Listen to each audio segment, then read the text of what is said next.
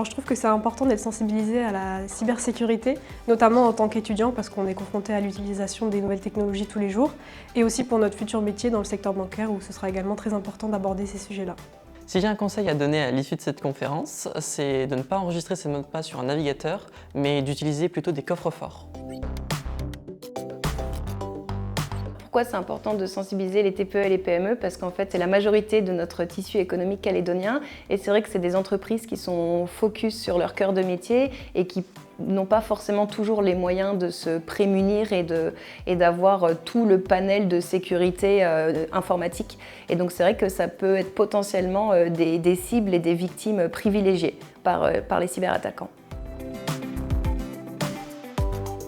Je suis moi-même un professionnel de la cybersécurité. J'ai participé avec le CCP à l'élaboration d'un stage de sensibilisation à la cybersécurité au profit des États insulaires du Pacifique Sud.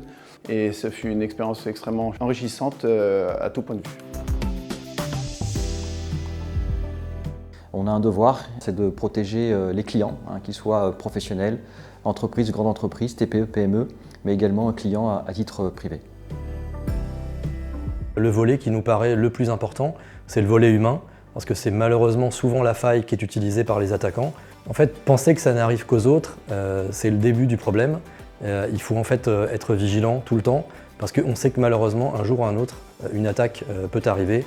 Donc il faut s'y préparer et surtout se dire que ça peut arriver à n'importe qui.